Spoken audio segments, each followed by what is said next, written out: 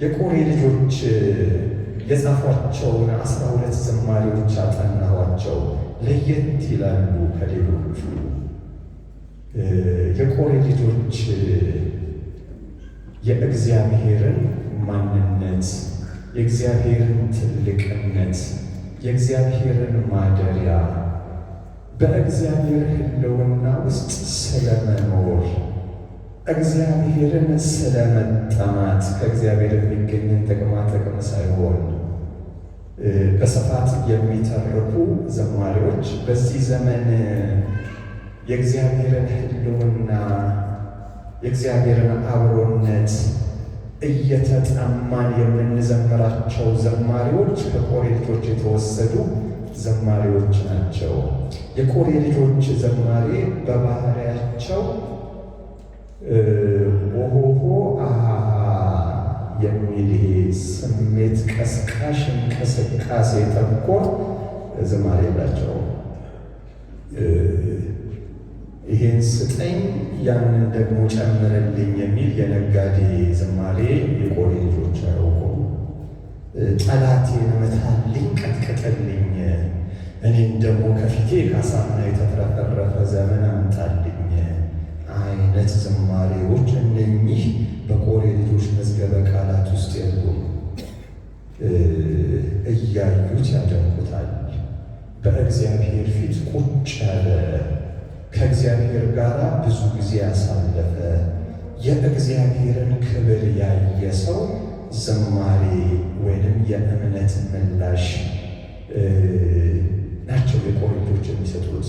የቆሬ ልጆች ዝማሬ ዝም ብዬ ስመለከተው በአብዛኛው የሚመሳሰሉት ከመላእክት ዝማሬ ጋር ራእይ ላይ ከተጻፉት ጋር ብዙ ነገራቸው ይመሳሰላል። ከመላእክቶቹ ለየት የሚያደርጋቸው መላእክቱ በምቹ ሁኔታ ውስጥ ሆነው ነው የዘመሯቸው። የቆሬ ልጆች ግን ለስሜት በማይመች በጣም በሚከብድ የሕይወት ምዕራፍ ውስጥ እያለፉ ሲያጉረመርሙ አይሰሙም።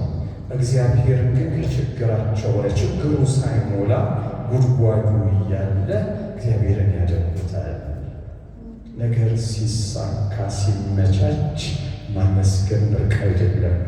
ዳስ ጥለን ፋይር ጠርተን በኪቦርድ እንቀውጠዋለን። በማይመች ሁኔታ ግን እነኚህ ሰዎች መስዋዕትን መሰዋት የተለማመዱ ሰዎች ናቸው። በአጠቃላይ የቆሬ ልጆች የእግዚአብሔርን ሕልውና በእግዚአብሔር መገኘት ውስጥ ሁል ጊዜ ለመቆየት አንድ 4 ምስጢራትን በዝማሬያቸው ይፋ ያደርጋሉ። የመጀመሪያው ከክፋት ስለ መራቅ፣ ስለ ቅድስና ይናገራሉ።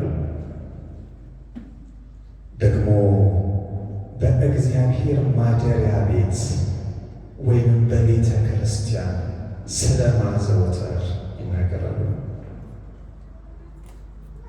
ደግሞ በጸሎት በእግዚአብሔር ፊት ስለ መቆየት ይናገራሉ። ደግሞ የጸሎታቸው ይዘት ቅድም እንዳልኩት ይህናንታ ይህናውድ ይህንጣል ሳይሆን በእግዚአብሔር መደነቅ፣ እግዚአብሔርን ማክበር፣ እግዚአብሔርን ከፍ ከፍ ማድረግ የሞላባቸው ናቸው። ይህ ነው ቅኝታቸውና 3 ወንድማማቾች ናቸው። ስማቸው ዘጸአት 6:24 ላይ ተጠቅሷል። አሴር፣ ሕልቃና እና ማነው ሶስተኛ ስሙን የሚያስታውሰኝ? አብያሳፍ ይባላሉ። እነዚህ 3 ወንድማማቾች ናቸው እና እነኚህ በእግዚአብሔር ሕልውና ውስጥ ሆነው የእግዚአብሔር መገኘት ሁሌ የሚናፍቃቸው እግዚአብሔርን የሚያለከልኩ የጠማታቸው ቁጥር 1 እግዚአብሔር የሆነ በእግዚአብሔር ቤት የማይታጡ ችግራቸውን ሳያዩ ትልቁን እግዚአብሔርን እያዩ የሚያደርጉ እነማን ናቸው? የትንሽ ታሪክ የኋሊት ሄጄ ስለእነዚህ ሰዎች ላጥና ሞከርኩ። እሱን የምንማማረው ከከለዳውያን ኡር ከዛሬዋ ኢራቅ እግዚአብሔር አብርሃምን ለራሱ ጠራው። አብርሃም ይስሐቅን ወለደ። ይስሐቅ ያዕቆብን ወለደ። ያዕቆብን እግዚአብሔር እግዚአብሔር እስራኤል ሲል ስሙን ለወጠው። የያዕቆብ 12 ልጆች 12ቱ የእስራኤል ነገዶች ሆኑና እስራኤል የምትባል በእግዚአብሔር የተወደደች አገር ተመሰረተች። ያዕቆብ 12 ልጆች ነበሩት። የመጀመሪያው ሮቤል፣ ሁለተኛው ስምዖን፣ ሶስተኛው ደግሞ ሌዊ ይባላል። ከ12ቱ የእስራኤል ነገዶች እግዚአብሔር ሌዊን በሚመለከት እንዲህ አለ፣ ከሌሎቹ ጋር ርስት አትስጧቸው፣ በቤቴ እኔን የሚያገለግሉ ነው የሚሆኑት፣ ርስታቸው እኔ ነኝ ብሎ ለሙሴ ተናገረ። ስለዚህ ሌዊ 3 ልጆች ነበሩት። ከ3ቱ አንዱ ቀዓት ይባላል። ይህ ቀዓት የሚባለው ደግሞ የሌዊ ልጅ 4 ልጆችን ወለደ። አንዱ አሚራን፣ ሌላው ደግሞ ይስዓር ይባላል። አሚራን የተባለው የቀዓት ልጅ የሙሴና የአሮን አባት ነው። ሁለተኛው ደግሞ ይስዓር የተባለው ደግሞ ቆሬን ይወልዳል። ስለዚህ ቆሬ ከሙሴና ከአሮን ጋር የወንድማማች ልጆች ናቸው፣ ያጎት ልጆች ናቸው፣ የቅርብ ቤተሰብ ናቸው፣ ወይም ካዝን ናቸው። እግዚአብሔር የሥርዓት አምላክ ነውና ዘኍልቍ 3 እና 4 ላይ ለእያንዳንዳቸው ደግሞ ከሌዊ ቤት ለሆኑት ልዩ ልዩ ኃላፊነትንና ስልጣንን ሰጠ። ሙሴን በእስራኤል ላይ መሪ ወይንም አለቃ አደረገው። አሮንንና የእሱን ልጆች ደግሞ ካህን አድርጎ እግዚአብሔር መረጣቸው። በቤተ መቅደስ ውስጥ ዕጣን ያጨሳሉ። እሳት ዘይት እየሞሉ እሳት ከቤተ መቅደሱ እንዳይጠፋ በመቅረዝ ላይ ይለኩሳሉ። ከሕዝቡ የሚመጣውን መስዋዕት በእግዚአብሔር ፊት ያቀርባሉ። በዓመት አንዴ ደግሞ ከእነሱ ሊቀ ካህን የሆነው ወደ ቅዱሰ ቅዱሳን ስለ ሕዝቡ ኃጢአት ያስተሰርያል።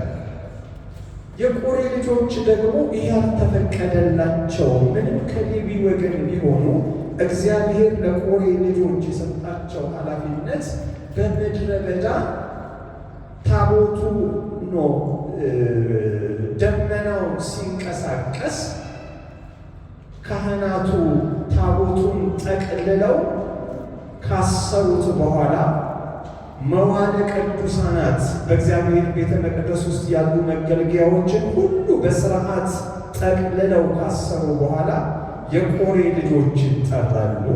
የመንጻት ስርዓት ይፈጸማሉ። ያንን ከመንካታቸው በፊት የመታጠብ ስርዓት ውስጥ ያልፋሉ ለቀናት። ከዚያ በኋላ ተሸከሙ ይባላሉ። በምድረ በዳ ታቦቱንና መዋዕለ ቅዱሳኑን ተሸክመው ያንን 40 ዓመት ከግብፅ እስከ ከነዓን ያለውን ጉዞ የሚሄዱ የቆሬ ልጆች ብቻ ናቸው። ሌሎች ሊያግዛቸው ቢሞክሩ ይቀሰፋሉ። ደግሞ ደመናው ሲቆም ያወርዳሉ። ታቦትና መገልገያውን ብቻ ሳይሆን የመገናኛውንም ድንኳን አፍርሰው የመሸከም ኃላፊነት የቆሬ ልጆች ነው። የቆሬ ልጆች አገልግሎት ትንሽ ስሜት አይመችም። ያንን አውርደው ዘረጋግተው ከዚያ በኋላ ደግሞ ከድንኳኑ ዙሪያ እየተሽከረከሩ ከፊሎቹ በድንኳኑ ውስጥ ሆነው ሌሊቱን እየጠበቁ ያድራሉ። የሆነ የቀን ሰራተኛ የዘበኛ ስራ ይመስላል። የቆሬ ልጆች አገልግሎት ብዙ አይመችም ለስሜት። ታቦት ማለት ቀላል አይደለም። ታቦቱ ብቻው መዋዕለ ቅዱሳኑ እና ድንኳኑ ሳይጨመር 150 ኪሎ ይመዝናል። ሌላ ሰው ያንን መያዝ አይችልም። ያንን ተሸክመው ሰው ብቻውን እንኳን መሄድ የማይችልበትን የሲና ምድረ በዳ ያንን ያቋርጡ ነበረ። ቆሬ ብዙ አልተመቸውም ይህ አገልግሎት። ቆሬ እጅግ ባለጠጋ፣ ቆሬ ፈጣን ነው።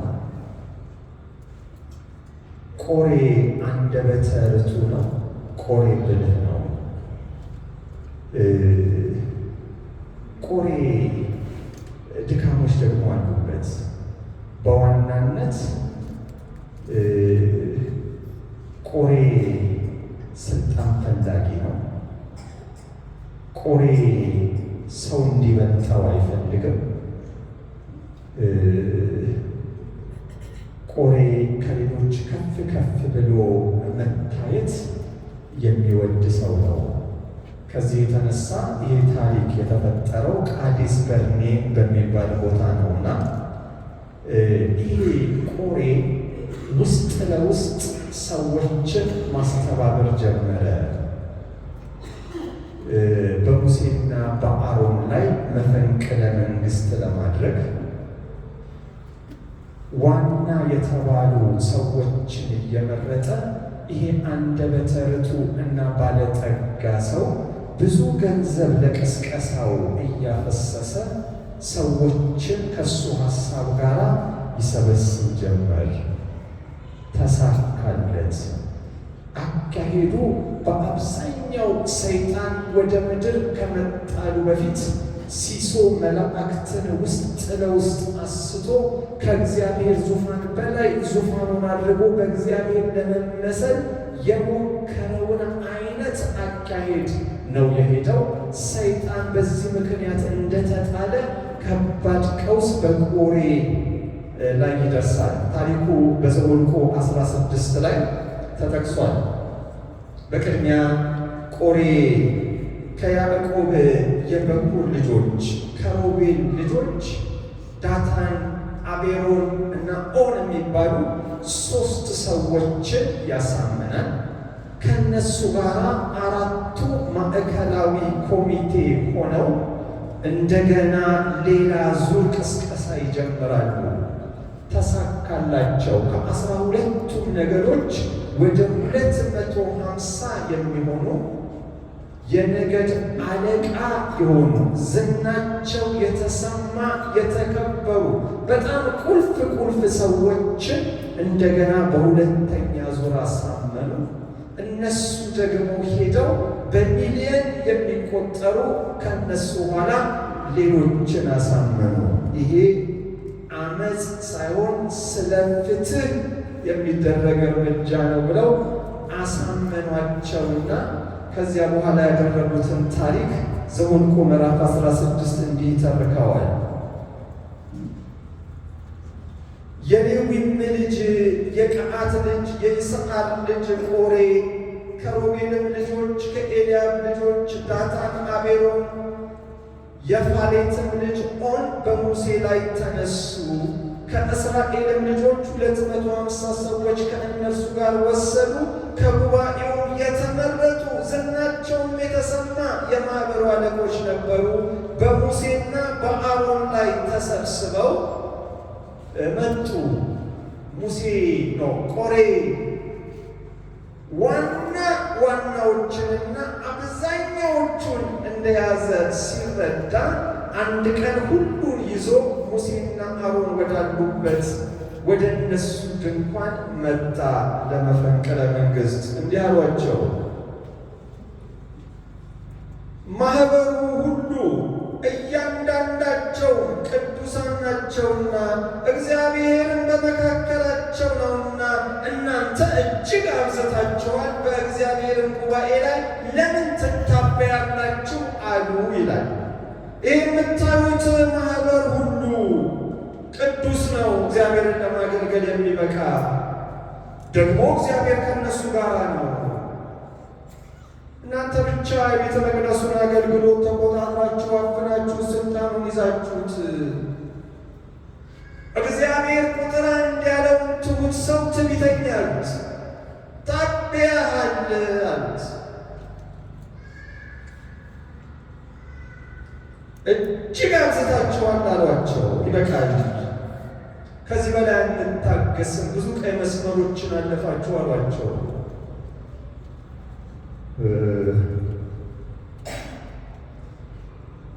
ሙሴም በሰማ ጊዜ በግንባሩ ወደቀ። የቱም ሰው በዚህ ምዕራፍ ላይ 3 ጊዜ ነው ሙሴ በግንባሩ ወደቀ። ሊገሉት ለመጡት ሊማልድ ማለት ነው።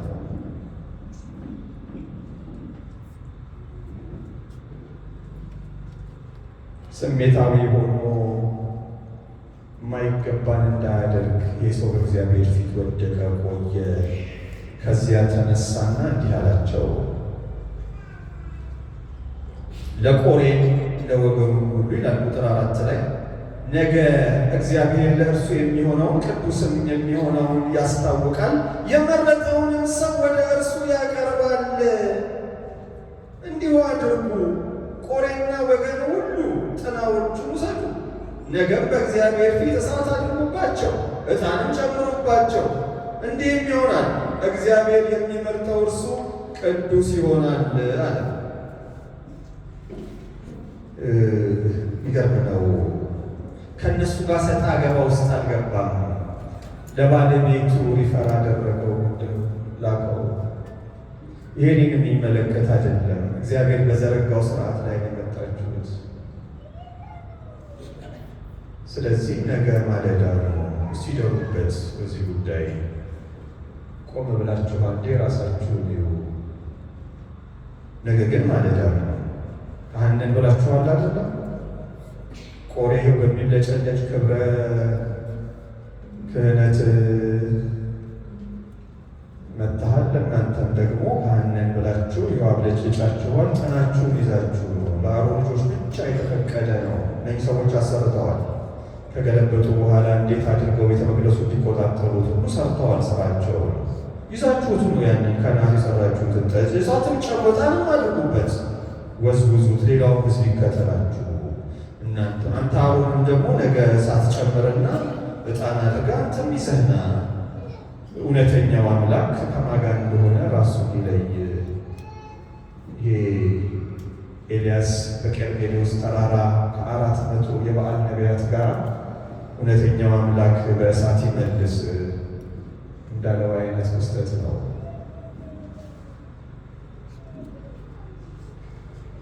በግል ግን ቆሬን እንዲህ አለው፣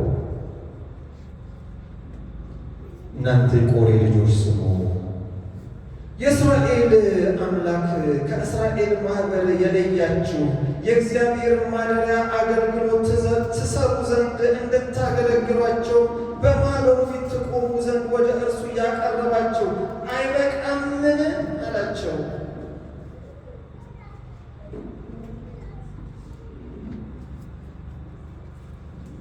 አንተም ከአንተም ጋር የሚል ልጆች ወንድሞችንም ደግሞ ወደ እርሱ አቅርቧቸዋል። ክህነትንም ደግሞ ትፈልጋላችሁን?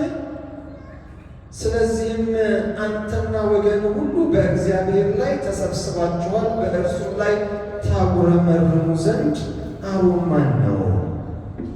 አሁን ከአሮን ጋር አይደለም የወንበር ጥያቄ ጀመራችሁት፣ ከእግዚአብሔር ስርዓት ጋር ያጉረመረማችሁት በሱ ላይ ነው። አይበቃም ወይ?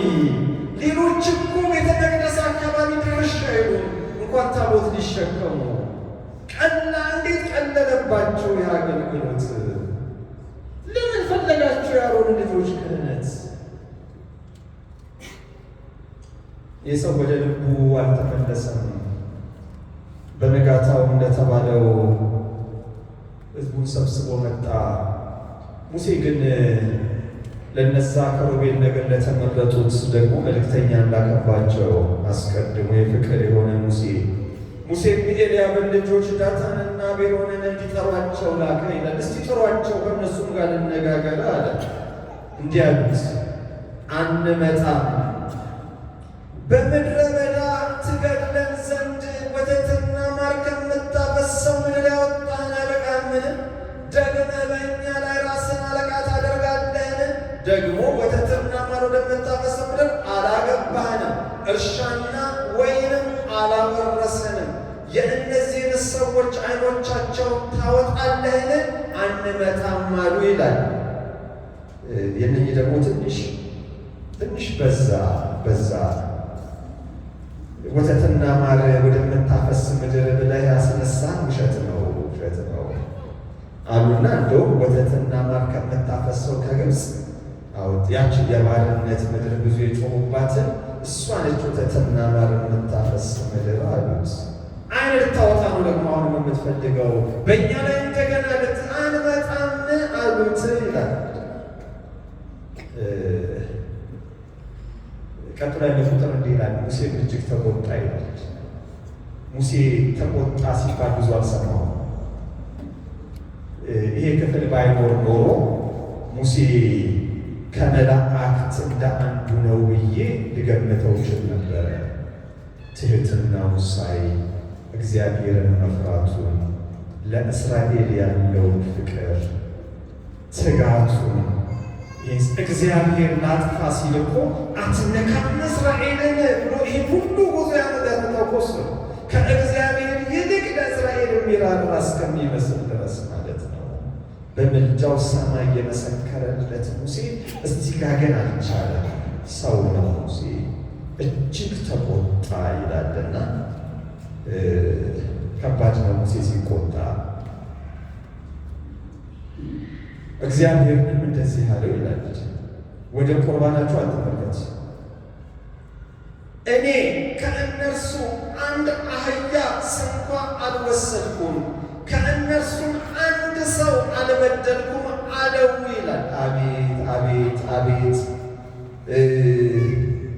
ሳሙኤል ነው በአገልግሎቱ መጨረሻ እስራኤልን ሰብስቦ ከእናንተ ማን የበደልኩት ካለ ብሎ የጠየቀ። ሙሴ ሰው አይደለም የጠየቀው፣ እግዚአብሔር ነው። ይሄን ሁሉ ዘመን 20 ዓመት መርቷቸዋል ከዚህ በፊት። ይሄን ሁሉ ዘመን ስመራ ለሙሴ እግዚአብሔር አንተ ታውቃለህ፣ አንድ ሰው አልበደልኩም አለ። ከአንድ ሰው አህያ ወስጄ አላውቅም። እኔ የመሪ ደሞዝ አልወሰድኩም። ሙሴ ሀብት ያፈራው መሪ በሆነበት ዘመን ይልቅ በዮቶር ቤት ከብት ሲጠብቅ ነበር። መከራ ነው የገጠመው የሕዝብ ሲመራ። ሙሴ ተቆጣ፣ ንጽሕናውን በእግዚአብሔር ፊት መሰከረ። እጅ መንሻ ወሰድኩ፣ ምን አልወሰድኩም፣ ቀንና ማታ እነሱን ሳገለግል ያለ ደሞዝ። ሙሴም ቆሬን ነገ አንተ ወገንህም ሁሉ አሮንም በእግዚአብሔር ፊት ሁኑ፣ ሁላችሁም ጥናዎቻችሁን ውሰዱ፣ ዕጣንም አድርጉበት፣ እያንዳንዳችሁ ዕጣኖቻችሁን ወደ እግዚአብሔር አምጡ፣ 250 ጥናዎች። አንተ ደግሞ አሮንም ጥናዎችን አምጣ አለው። እያንዳንዱም ጥናውን ወሰደ፣ እሳትም አደረገበት፣ እሳትም ጨመረበት። ከሙሴና ከአሮን ጋር በመገናኛ ድንኳን ደጃፍ ቆሙ ይላል። የቁርጥ ቀን ደረሰ።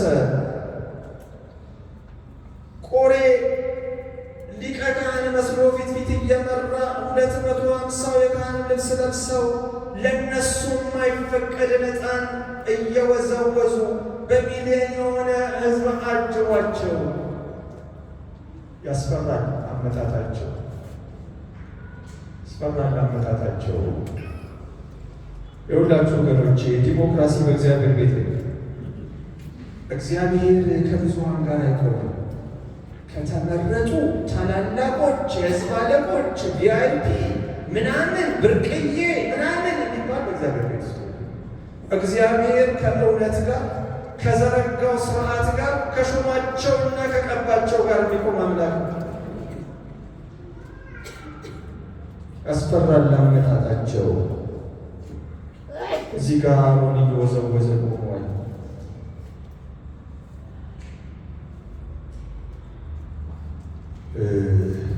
እንዲህ ይላል ቀጥሎ ያለው ቦታ ቆሬም ማህበሩን ሁሉ ወደ መገናኛው ድንኳን ደጃፍ በእነርሱ ላይ ሰበሰበ፣ የእግዚአብሔርም ክብር ለማህበሩ ሁሉ ተገለጠ ይላል። እግዚአብሔር ወረደ፣ የድንቅ አምላክ ታዳጊ እስራኤል ቅዱስ ወረደ። ቁጥር 20 ላይ እግዚአብሔር ሙሴንና አሮንን እንዲህ ብሎ ተናገራቸው ይላል። ሁሉም በቅጽበት አጠፋቸው ዘንድ ከዚህ ማህበር መካከል ፈቀቅ በሉ አላቸው። ይህን ቃል ሁለቴ ነው እግዚአብሔር የሚደግመው በዚህ ስፍራ። እናንተ ፈቀቅ በሉ፣ ወላፈኑ እንዳያገኛችሁ፣ በቅጽበት ይህንን ሚሊዮን ጨርሰዋለሁ አሁን አለ። ጠላት የደባቂ መታ ምናምን አለ። እግዚአብሔር ተበቀለልን አላሉም እነ ሙሴ። ይሄ ትሑት ሰው ምን አደረገ መሰላችሁ? እነርሱም በግንባራቸው ወደቁ ይላል።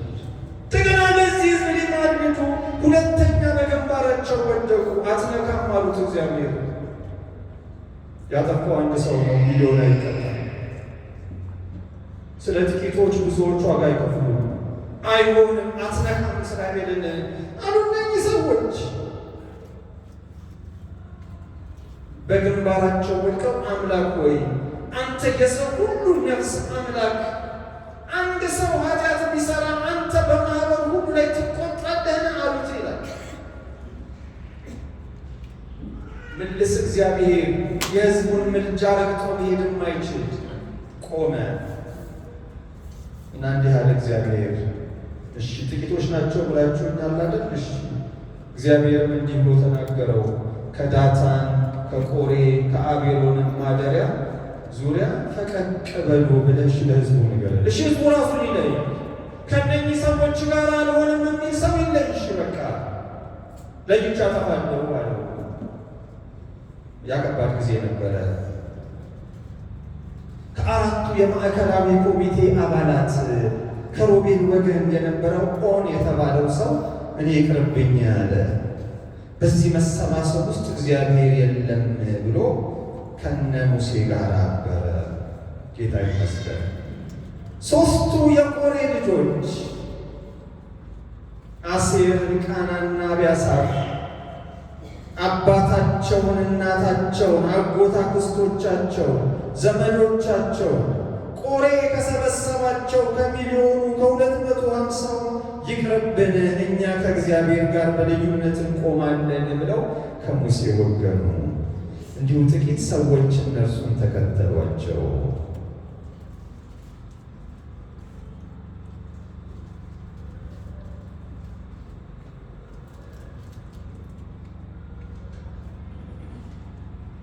ከዚህ በኋላ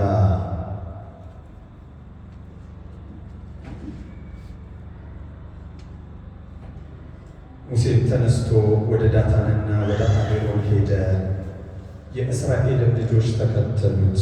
ማኅበሩንም እባካችሁ ከእነዚህ ክፉዎች ድንኳን ፈቀቅ በሉ፣ በኃጢአታቸው ሁሉ እንዳትጠፉ፣ ለእነርሱም የሆነውን ሁሉ አትንኩ ብሎ ተናገራቸው ይልና ፈቀቅ ያሉ ሰዎች እንዳሉ ይናገራል።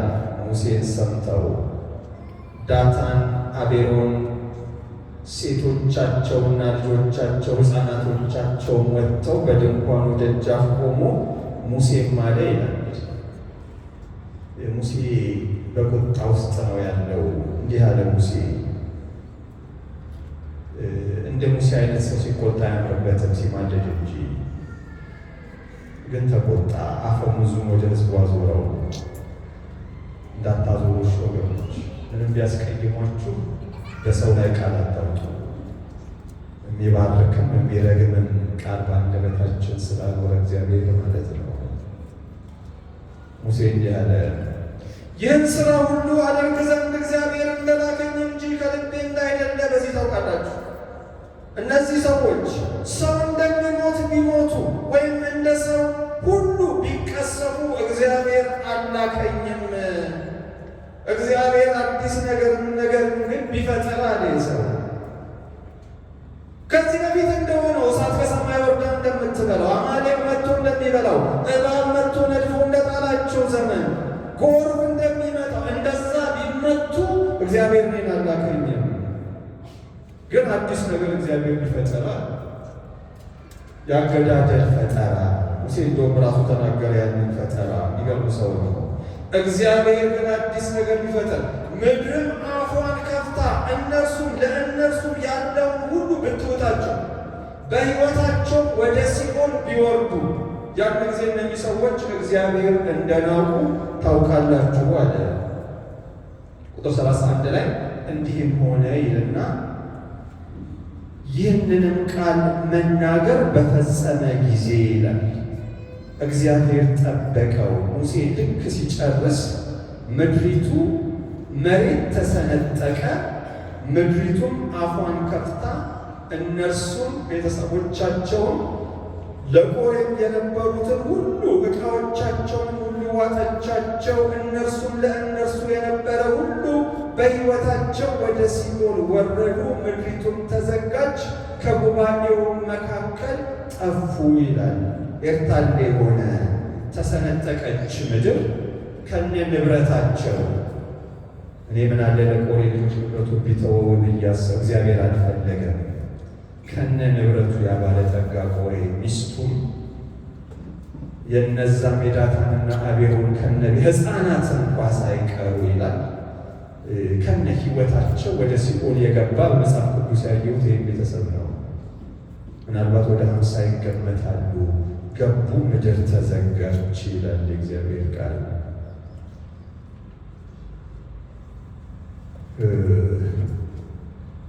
በሶስት ረድፍ አይደል የመጡት? ቆሬ እና ማዕከላዊ ኮሚቴው 250፣ ከዛ ሚሊዮኖቹ።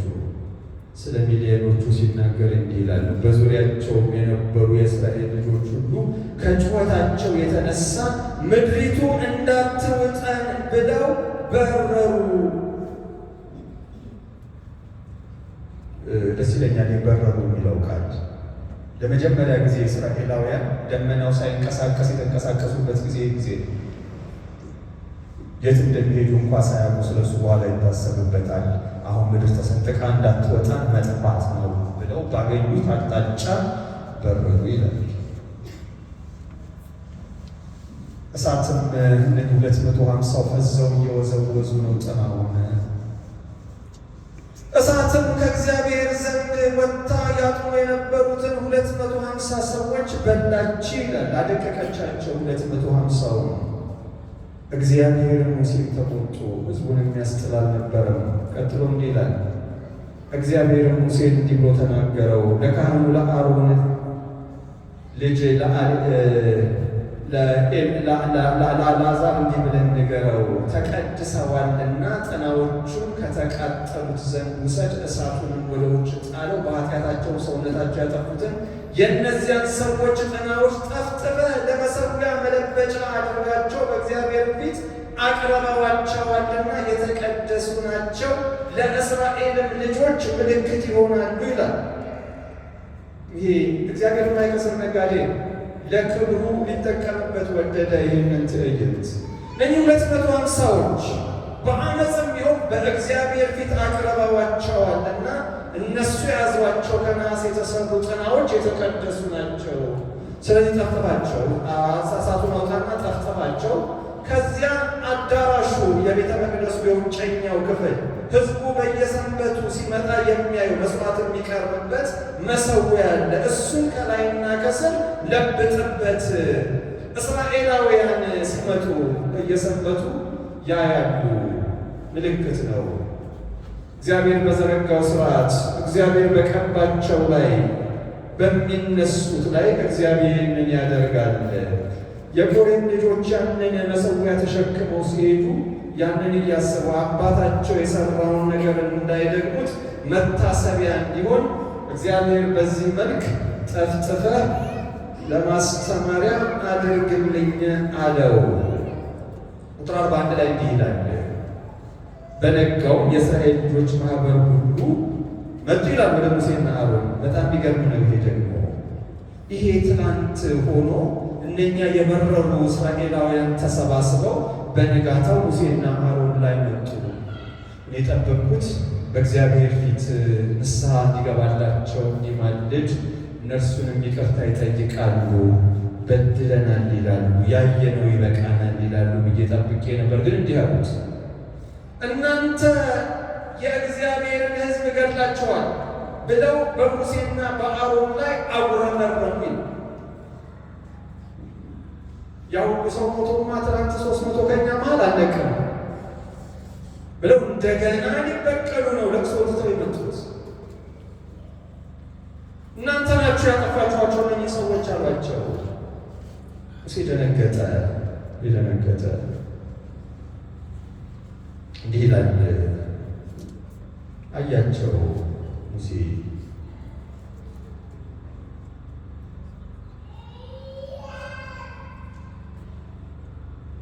እንዲህም ሆነ ማኅበሩ በሙሴና በአሮን ላይ በተሰበሰቡ ጊዜ ወደ መገናኛው ድንኳን አዩ ይላል።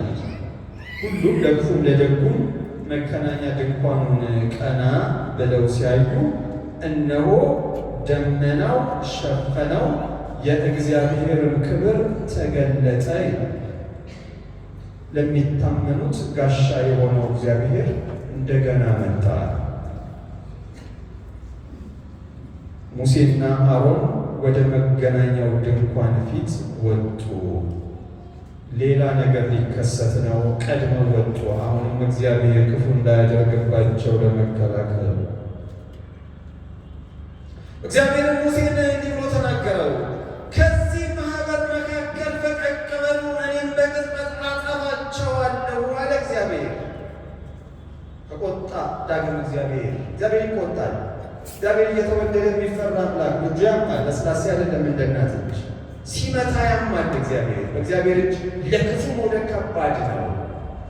ዞር በልልኝ አለው። የሚገርም ነው። ለሶስተኛ ጊዜ ምን ይላል በዚህ ስፍራ? በግንባራቸው ወደቁ ይላል። እነዚህ ሰዎች አትነካም፣ ይሄን ሕዝብ ምንም ቢያደርግ አትነካም፣ ይሄንን ሕዝብ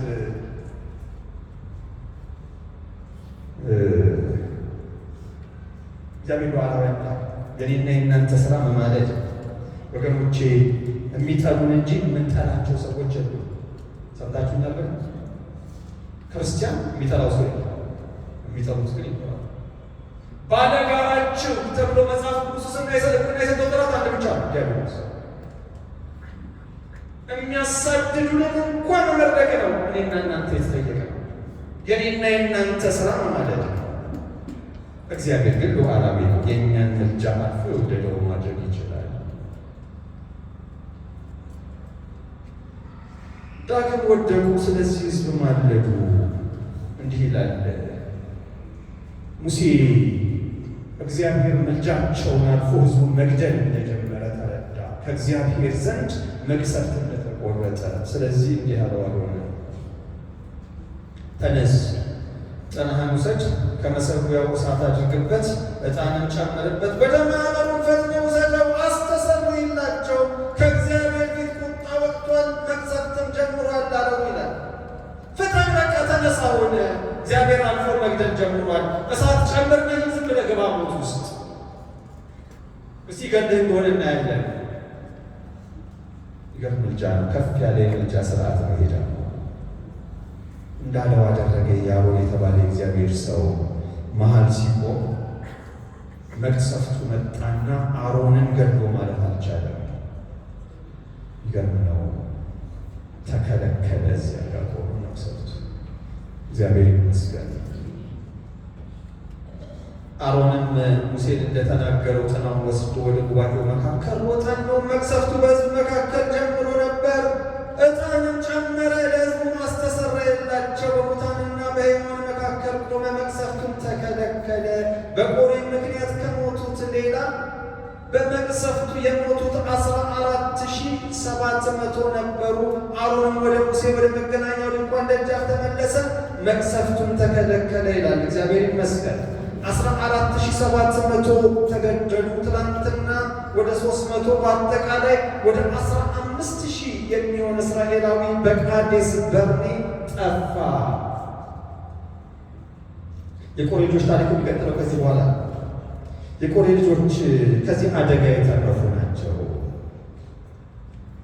አሴር፣ ሕልቃናና አብያሳፍ በእንግሊዝኛ ሰርቫይቨር ይባላል። መርከብ ተሰብሮ እንደዚህ የተረፉ ጥቂቶች እንደማለት ነው። ለእነዚህ ሰዎች ሕይወት ከባድ ነው። አባት፣ እናት፣ አክስት፣ አጎት፣ ዘመድ፣ ዘር ማንዘር የሚባል የለም። ሁሉም ጠፍተዋል። ንብረት የለም። ያ ባለጠጋ አባታቸው ንብረቱን ይዞ ሲኦል ገብተዋል።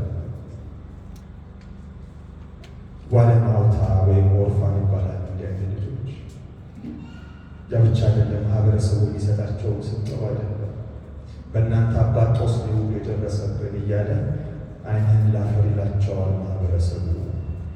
በጣም የሚገርመው ደግሞ እነዚህ ሰዎች በቁጣ ለዘር ማንዘራቸው መጥፋት ምክንያት የሆነውን ቃል ያወጣባቸውን ሙሴን ተቀብለው ከእሱ ጋር አገልግሎትን ለመቀጠል መወሰናቸው ነው። ዘር ማንዘራቸውን የጨረሰውን እግዚአብሔርን ድጋሚ ለማገልገል መጨከናቸው ይህ እልፍ ያለ መንፈሳዊ ጡንቻ ይጠይቃል።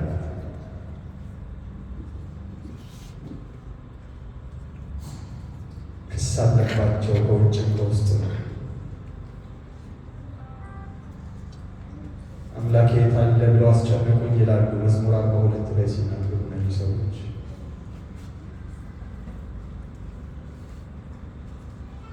ቁጥር 3 ላይ ዘወትር አምላክህ ወዴት ነው ሲሉኝ እንባዬ በቀንና በሌሊት ምግብ ሆነኝ አሉ የቆሬ ልጆች። ይህንንም ሳስብ ነፍሴ በውስጤ ፈሰሰች አሉ። የት አለ አምላክ? ይኸውን በጉስቁልና አይደለም የምትኖረው? እየተሸከምክ ይህንን ታቦት ለቀን ሰራተኛ እንደ ዘበኛ ሌሊትና ቀን እየጠበቅ ሁሉ ሆኖልህ ምን አደረገልህ ይሉኛል አሉ። እዚህ ምዕራፍ ላይ 2 ጊዜ ደጋግሞ የሚሉት ነገር አለ። ነፍሳቸውም ደግሞ ከሰሰቻቸው፣ ጥያቄ ይዛ መጣች እሷም። ስለዚህ እንዲህ አሏት፣ ነፍሴ ሆይ ለምን ታዝኛለሽ? ለምንስ ታወኪኛለሽ? የፊቴን መድኃኒት አምላኬ አመሰግነው ዘንድ በእግዚአብሔር ታመኚ አልናት አሉ። ጌታ ይመስገን። ከባድ ነው በእንዲህ አይነት ሁኔታ ውስጥ ጌታ ማመስገን። ጤና ሲታወክ፣ ኢኮኖሚ ሲቃወስ ምስጋና ከአንደበታቸው ይጠፋል። በዚህ ሁኔታ ውስጥ እነኚህ ሰዎች አመሰግነዋለሁ እግዚአብሔርን በእግዚአብሔር የለም በቃ ካለው ሸለቆዋል ብዙ ነገር ትክክል ነው፣ ግን አሁንም ይመሰገናል። ወገኖቼ ማንም ሰው በእግዚአብሔር ላይ ለማጉረምረም በቂ ምክንያት የለው። ሁሉ ጊዜ ትክክል ነው፣ ቢገባንም ባይገባንም። እናታችንን የሚሰድ አጎታችን ሀብታችንን የሚጨርስ እግዚአብሔር ጻድቅ ነው። አመስግኜው አሉ እነዚህ ሰዎች። በጣም ይገርመኛል እምነታቸው። ቁጥር ምዕራፍ 46 ላይ እንዲህ አሉ፣ እግዚአብሔር መጠጊያችንና ኃይላችን ባገኘንበት ታላቅ መከራ ረዳታችን። ስለዚህ ምድር ብትነዋወጥ ተራሮች ወደ ባህር ቢወሰዱ እኛ አንፈራም አሉ። አይደለም ምድር ተሰንጥቃ ቤተሰባችንን ብትውጥ እንዲሁ ተራሮችን ዋጥ የሚያደርግ ነገር ቢመጣ እንኳን እኛ አንፈራም። ምን ነው ሲባሉ እግዚአብሔር መጠጊያችንና ኃይላችን እልፍ ያለ መንፈሳዊ ቁመና። እግዚአብሔር ከአቅም በላይ አይፈትንም፣ ለታመኑት ጸጋን ይሰጣል።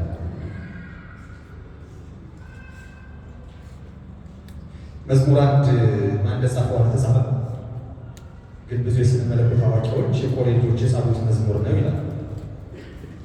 ታሪካቸውን ነው በዚያ ቦታ የተናገሩት። ምስጉን ነው በክፉዎች ምክር ያልሄደ፣ በኃጢአተኞችን መንገድ ያልቆመ፣ በዋዘኞችን ወንበር ያልተቀመጠ የቆሬኖች መዝሙር ነው። ቆሬንና ከሱ ጋር ያለውን እያሰቡ የዘመሩት ነው። ምስጉን ነው ያልተባ ከብዙሃን በጅምላ አመለካከት ያልሄደ የእኛ ዘር ምን አለማ እግዚአብሔር ምን ይላል ለይሳኮር ልጆች እንደ ሳሙኤል 12:23 ላይ እስራኤል የሚገባውን ያደርግ ዘንድ ዘመኑን የሚያውቁ ጥበበኞች የእስራኤል የይሳኮር ልጆች ተመሳላቸው። ሰማይ ምን ይላል የሚለው ነው። በልዩነት የሚቆሙ ዲቦራ እናት ሀገር ጥሪ በጠራችን ጊዜ በሲሳራ የሚመራውን ጦር ለመግጠም መሳፍንት 5 ላይ የይሳኮር መሪዎች ከዲቦራ ጋር ነበሩ። ይሳኮርም እንደ ባርቀ ነበረ። ሰማይን እየሰሙ ሄዱ ናቸው። ግብጾች አይንቀሳቀሱ የጠላትን ጦር እያዩ አይደለም አቋም ይዙት። እነዚህ የቆሬ ልጆች ተብለው ይጠራሉ። ምስጉን ነው አሉ የቆሬ ልጆች።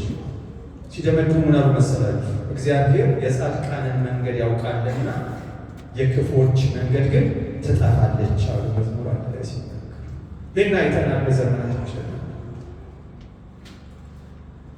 የቆሬ ልጆች መዝሙር 42 የዘመሩ እነሱ ናቸው። ዋላ ወደ ውሃ ምንጭ እንደምትናፍቅ እንዲሁ ነፍሴ ሁል ጊዜ ወደ አንተ ትናፍቅ፣ ነፍሴ ወደ ሕያው አምላክ ተጠማች።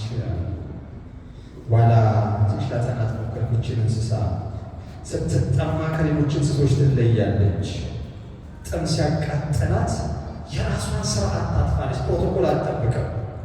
ሌላ ጊዜ ሌላ አውሬ የሌለበትን መንገድ እየመረጠች በእርጋታ ነው የምትሄደው።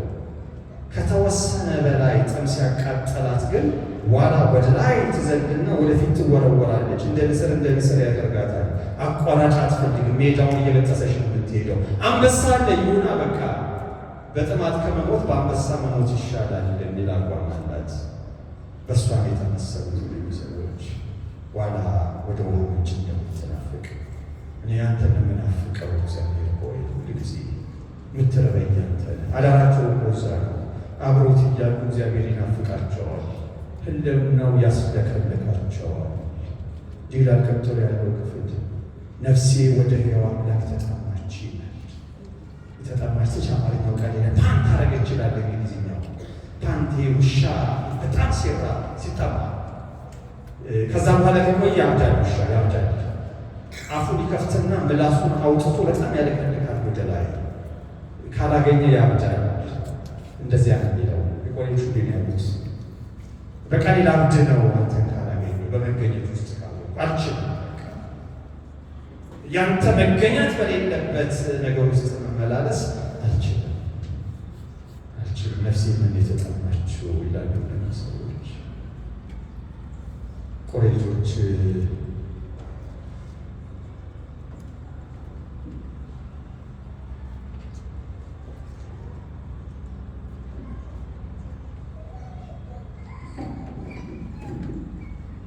እግዚአብሔር ትልቅ ነው፣ ምስጋናው ብዙ ነው የሚለው ምዕራፍ 48 ከቆሬ ልጆች የተወሰደ መዝሙር ነው።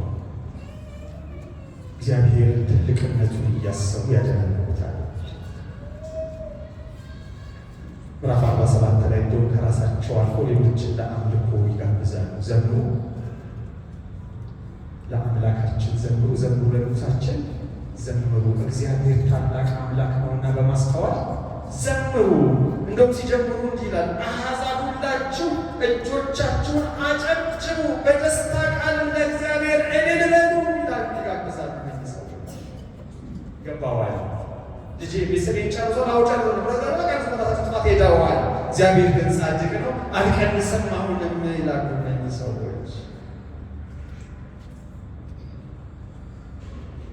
የመከራው ዘመን አበቃና ድንኳን የመሸከሙ 150 ኪሎ ታቦት ተሸክሞ የመመላለሱ ከነዓን ገቡ። ቤተ መቅደስ ተሰራ፣ ዕረፍት ሆነ። እግዚአብሔር የቆሬ ልጆች በብዙ ካሳቸው፣ የዝማሬን ጸጋ ሰጣቸው። ድንቅ አስተማሪዎች ሆኑ፣ መገለጥን ሁሉ የሚያመጡ ሆኑ። ምዕራፍ 45 ላይ ስለ ኢየሱስ መምጣት እና ትልቅነት ዕብራውያን 1 ላይ የተጠቀሰውን ክፍል የተናገሩት የቆሬ ልጆች ናቸው። እግዚአብሔር አብዝቶ እነኝህን ሰዎች ባረካቸው፣ አሳረፋቸው። ሙሴ ነው ዳዊት መዘምራንን ባሰማራ ጊዜ ቤተ መቅደሱን እንዲያገለግሉ እየጠራው የቆሬ ልጆች ነበር ይላል መጽሐፍ ሲናገር። የሚገርም ጸጋ እግዚአብሔር ለዘር ማንዘራቸው ሰጠ። ከነሱ ቤተሰብ ኃያላን ተነሱ። ከነዛ አንዱ ከዳን እስከ ቤርሳቤህ ለእግዚአብሔር የተለየ ነቢይ እንደሆነ እስራኤል ሁሉ አወቀ የተባለለት ታላቁ ነቢይ ሳሙኤል የቆሬ ልጆች ዘር ነው። ከዛ ቤተሰብ የተነሳ ነበረ። የቆሬ ልጆችን ዝማሬ ዘርዝሬ ያልችለውም፣ ግን በምዕራፍ 48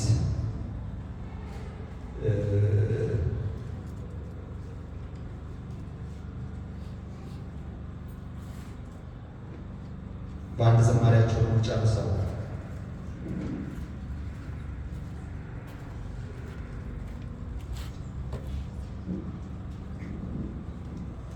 መዝሙር 84 ለመዘምራን አለቃ በዋሽንት የቆሬ ልጆች መዝሙር ይላል። የሰራዊት አምላክ ሆይ ማደሪያዎች እንደምን የተወደዱ ናቸው። ነፍሴ የእግዚአብሔርን አደባባዮች ትወዳለች ትናፍቅማለች። ልቤም ሥጋዬም በሕያው አምላክ ደስ ተሰኘች። የሚገርም ነው። ውስጤ ብቻ አይደለም ያሉት። ይሄ ውጭ ሥጋዬ ቅር እያለው አይደለም።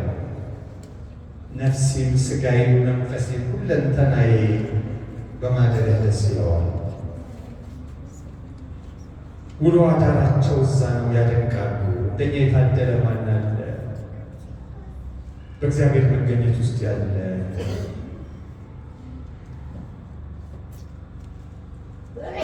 ነፍሴ ይህንን የምትወደው የእግዚአብሔርን አደባባዮች። ከዛ እንዲህ አሉ፣ ወፍ ለእርሷ ቤትን አገኘች፣ ዋንስና ጫጩቶቿም ጫጩቶቿን የምታኖሩበት ቤት አገኘች አሉ። ዛሬ ያላየኋቸው እዚህ ግቢ የሚበሩትን እርግቦች እነሱ ማለት ነው። እነሱን እያዩን የሚናገሩት የቆሬ ልጆች እነኚህ እዚህ በቤተ መቅደስ ጣራ ስር የሚያድሩ ዋኖሶች እንደምን የታደሉ ናቸው! እንኳን እኛ በአንተ መገኘት ውስጥ በሕልውና ውስጥ እነሱ እንኳን የታደሉ ናቸው።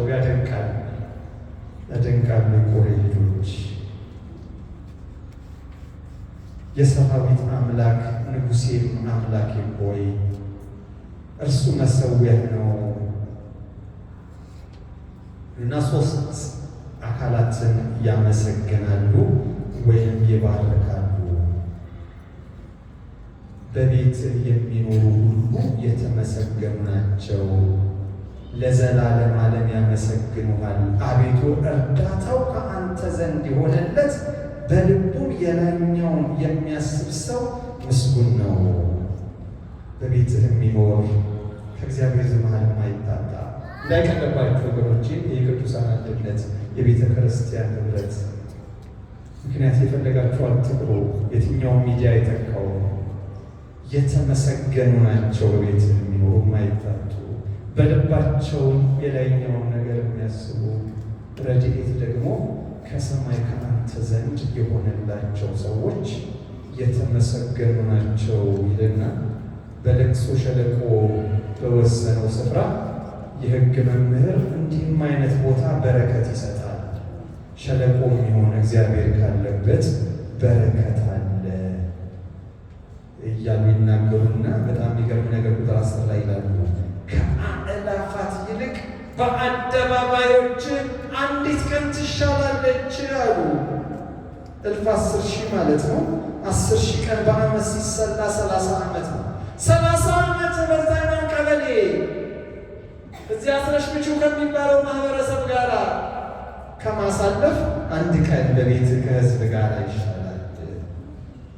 የገባው ሰው ዝማሬ አንድ ቀን ይሻላል። ደግሞ እንዲህ አሉ፣ በኃጥአን ድንኳኖች ከመቀመጥ ይልቅ በእግዚአብሔር ቤት እጣል ዘንድ መረጡ። መጣል ከሆነ የሚባለው እግዚአብሔር ቤት ውስጥ ደፋ ቀና ማለት፣ ራስን ለእግዚአብሔር ቤት አገልግሎት ለትርፍ ጊዜም በሙሉ ጊዜም መስጠት፣ አንዳንዶችም እንደመጣል እንደኋላ ቀርነት ቢቆጥሩት እንኳን እኔ ግን መረጡ። ሕይወት በምርጫና በውሳኔ የተሞላች ነች።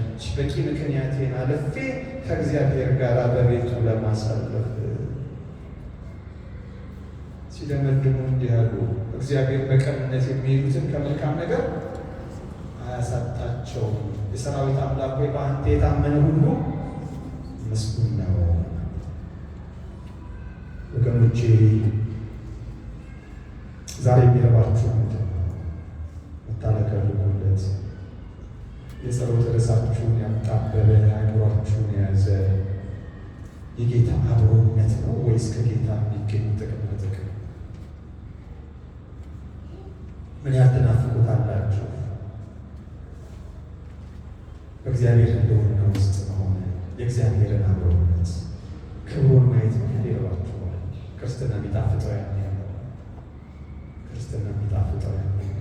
በዚህ ከፊትህን ያለው ክብርህንም ሳይጠግብ አለዋሉ እግዚአብሔር ሰዎች ብዙ መሮጥ የምችለው ክብርህን ሳይ ያሉት ክብር ነው ያጸናቸው። እነ ጴጥሮስ የግርማውን ክብር አይተን እንጂ በብልሃት የሚገለጠውን ተረት ሳንከተል ጌታ እንዴት እንዳገለገሉ ጳውሎስንም ወስዶ አሳየው። ለሰው አይነገርም አለ። ሶስተኛ ሰማይ ሄጄ ምን ነው ሲባል ለራሴ ነው፣ በቃ እስከ መጨረሻው እንድሮጥ አቅም እንዲሆን። ክብር ያየ ይሮጣል፣ በእግዚአብሔር ፊት የቆየ ክብርን ያያል፣ ራሱን የጠበቀ። ወገኖቼ እግዚአብሔር እየተወደደ የሚፈራ አምላክ ነው። ይህ ታሪክ ለትምህርታችን የተጻፈው በእግዚአብሔር ቤት ውስጥ መፈንቅለ መንግስት የለም። እግዚአብሔር በቀባቸው ላይ መነሳት የለም። ገንጥዬ ሄጄ ሌላ ንጹሐን እና የቅዱሳን የምትባል ቤተክርስቲያን ይከፍታለሁ የለም። ቤቱ ባለቤት አለው እግዚአብሔር የሚባል ካስፈለገ ለሱ ይናገራል። እንደ መላው እንደ ዘጭው እሱ ይገባል። ዛሬም ሙሴና አሮን በቤተ ክርስቲያን አለ።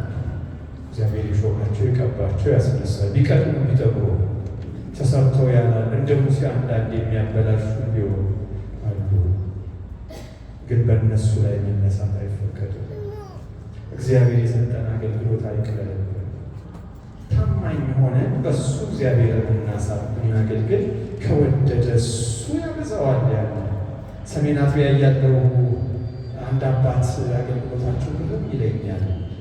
እሑድ ማለዳ ወደ 1 ሰዓት ይመጡና እዚያ ጋር እንደተከመሩት መንበርከኪያዎች ፎጣ ይዘው መጥተው ይወለውላሉ።